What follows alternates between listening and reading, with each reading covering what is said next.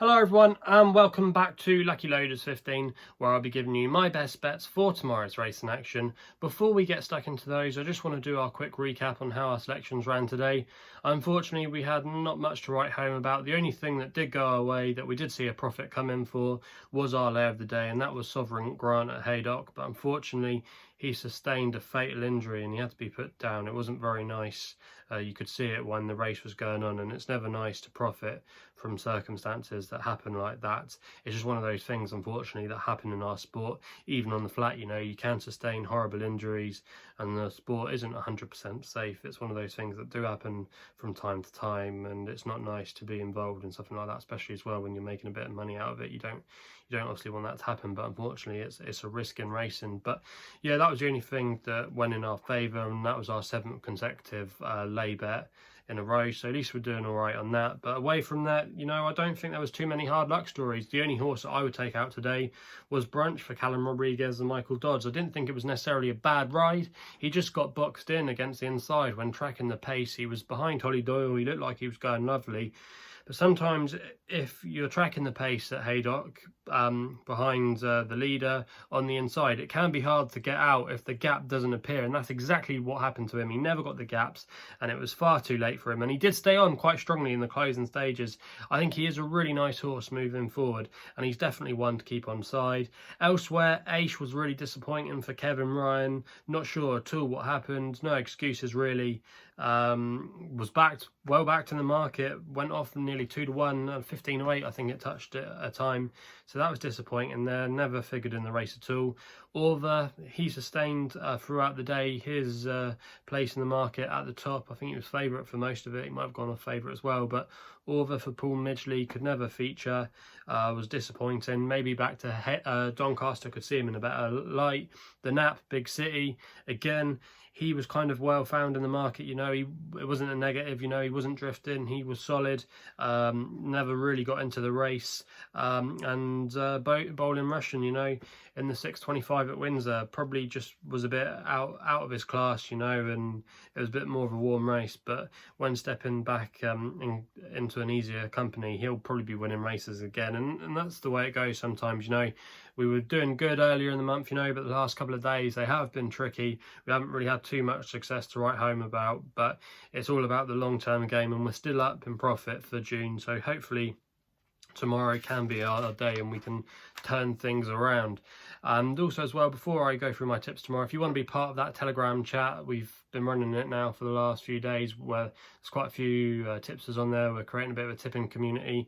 Just click the link below in the description box and you'll join the group, you know, and lots of people giving their own thoughts and feelings about the racing, saying what they fancy. It's a great bit of fun, and if you want to be part of that, just click the link below, download the app, and then you'll be part of the community. But yeah, anyway, but back into for the tips for tomorrow, and it's all going to start for us in the 12:45 at Haydock, and this is where my lay of the day is going to come in. Hopefully we can make it 8 in a row, taking on Solo Saxophone here. He's going to be my lay of the day, currently 2.98. You can lay him for on the Betfair exchange for Ben Haslam and Paul Mulrennan. Now, I think this horse is far too short in a race of this nature. Even though he was an impressive winner at first last time out, he's been raised a few pounds by the handicapper for that. I think he's been raised £5, and he's due to go up a couple of more pounds in the future as well.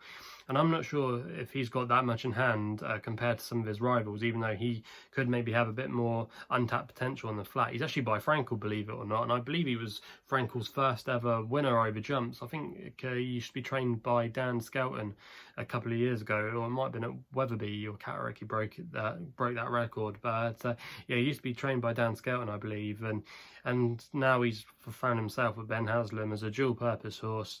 But I think this is a much deeper race tomorrow at Haydock compared to his run at Thirst last time out.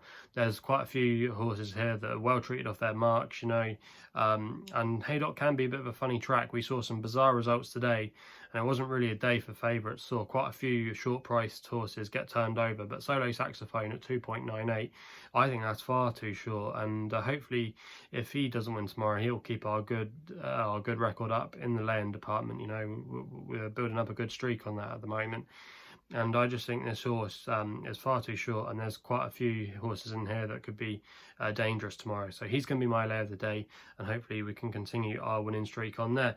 We then go with my extra bet tomorrow in the 3:15, the Eternal Filly Stakes, a listed race over 7 furlongs, a feature race in the UK, I believe, tomorrow. And I'm going to take a chance on Boomer here at 5 to 1. I'm going to recommend the Dirty Each Way for Richard Kingscote and Tom Dascombe. They always do so well at Haydock. They had a winner today, and I think it was on the first day of racing at Haydock. Richard Kingscote, he had like 4 or 5 winners. He had plenty, and he's always definitely one to look out for at this track. They do really well there. And this horse is by Kingman and showed a lot of ability last season as a 2-year-old. She actually won a Group 3 at Goodwood over 7 furlongs, and she ran a good race in the Fillies Mile, where she probably just didn't get home behind the likes of Powerful Breeze and Quadrilateral. Dropping back down 7 furlongs tomorrow will suit, and she carries no penalties as well in this company. There's 1 or 2 nice unexposed fillies in here that could maybe pose a threat, but you know, Boomer, I think she probably needed that first run, and she's going to be a lot better for it. And I think Connections have found a really good opportunity here. I think she'll go off maybe a little bit shorter than the price she is now. I could see her maybe going off maybe 10 to 3, 3 to 1, that kind of price bracket tomorrow. So I think 5 to 1 does represent quite a good bit of value. But if she wasn't to win, I think she would definitely finish in the frame. You know, she's a strong traveller, and I think if she keeps her attitude like she showed last season, she could be really hard to beat. So that's why she's going to be my extra tip for tomorrow. We then go over the Irish Sea for my long shot to Fairyhouse for the 4:30 with a horse called Places to Vosges. I hope that's how you pronounce it, for Mark Fahey and Gavin Ryan. Gavin Ryan is a promising apprentice jockey over in Ireland, claiming a handy £5 off the horse's back. And this horse I thought ran okay on its stable debut last time out at Fairyhouse, when it was running for Mark Fahey, like I said, on his stable debut after previously being with David Minutier, who's a trainer I've got lots of time for, one of my favourite, most underestimated trainers, I think, on the flat. But this horse, you know, I think if you actually go back and watch its last replay, it travelled all right, and it probably just needed the run. It stayed on quite strongly without getting dangerous. Now, you can currently back him at 12 to 1 each way, and with the amount of runners at the moment, you can get 4 places on offer, and I think that is a solid bet. He is drawn out wide, but over 1 mile and 5, you like to think that's not really going to be an issue. It would be more of an issue over the shorter sprinting trips, the draw, because it is quite a tight track at Fairyhouse. You kind of want to be drawn against the inside if you can usually, and get in a prominent position. But there'll be plenty of time for Places to Vosges to settle in, you know, and I just think he represents a lot of good value. Mark Fahey's team only had 5 runners in the last fortnight, but they have had a winner, so that shows that they're not totally out of form. And at 12 to 1 tomorrow, off a mark of 60, I think he's reasonably well treated in this company off his mark, and I just think he could go really well. So that's why I'm going to be putting him up as my long shot tomorrow. Fingers crossed he can give us a good run for our money. We then go with my nap, Loader's Nap, in the 4:55 at Leicester with a horse called Burtonwood for Julia Camacho and Faye McManaman. She's able to claim a handy £5. Really rate her. She does a lot of riding out with Nigel Tinkler, gets a lot of opportunities with him, but she rode this horse last time to a good victory at Beverley, quite comfortable in the end. And the form has worked out okay, because the second horse, Paver's Pride, probably should have won at Musselburgh today if he got out of the stalls a lot earlier. He blew his chances down at the beginning, but he was staying on really strongly. And the third place horse, David's Beauty, for Michael Molyneux, actually won at Chepstow yesterday, so the form is working out okay. I think the quick ground will be key to this horse. No rain tomorrow at all at Leicester. It's going to be scorching hot, so that will make the ground even more quicker. And I think Burtonwood, even though he hasn't been the most straightforward horse in his career, he could be capable of going in again. And with Faye McManaman's £5, I get to see him getting the job done, and I think at 5 to 2 he represents a little bit of value there. I could see him going off maybe as short as 13 to 8, 6 to 4 if the market vibes are positive. We then go my next best in the last race at Bath tomorrow. Looking forward to Bath, one of my favourite tracks in the 8:10. Going with my next best here called Norab for Bernard Llewellyn and Josh Bryan, who's able to claim a handy £3.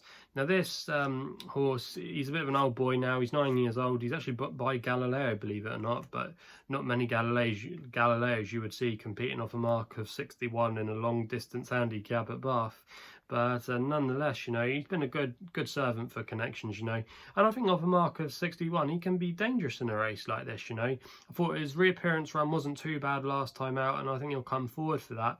He was running off higher marks last season, in arguably better staying races than this. And I think the good ground is key to him. He doesn't really want cutting the ground. And I just think he's got a good chance tomorrow. Josh Bryan as well is riding okay. I had 3 winners, I think it's from 15 rides in the last fortnight. So he's riding okay at the moment, you know, and he knows this boy because he's been on him quite a few times during his career. And I just think this horse at 9-2 tomorrow, that he represents some good value. Again, and there's a lot of question marks over some of these runners, but we know Norab is consistent, and if he's in the right mood, I think he's the one that they might have to beat. And I think, like I said, at 9-2, he represents a lot of good value. So I'll just recap my tips quickly. My lay of the day is going to come in the opening race at Haydock in the 12:45 with Solo Saxophone. You can currently lay him at 2.98 on the Betfair exchange. We then go to my extra tip, which is in the 3:15 Eternal Fillies listed stakes with Boomer 5-1 each way for Tom Dascombe and Richard Kingscote. My long shot comes over the RSC in the 4:30 at Fairyhouse with places to Vosges for Gavin Ryan and Mark Fahey at 12-1 each way. We then go with my nap in the 4:55 at Leicester with Burtonwood 5-2 win bet for Julia Camacho and Faye McManaman. And then we then go my next best, which runs in the final race at Bath in the 8:10 with Norab for Josh Bryan and Bernard Llewellyn 9-2 win bet only. So they're my 5 best bets for tomorrow's racing. If you haven't done so already, please make sure you hit the subscribe button for more videos here on my YouTube channel. You can also follow me on Twitter as well. Best place to follow me on social media, where you can follow me in the link which is in the description box below, and it'll take you to my handle, which is at LuckyLoaders15. You can also as well check out my website for a full portfolio of my work, which is www.chrisloaderracing.co.uk. Hopefully we can have some winners tomorrow. Please gamble responsibly, and we'll be seeing you soon.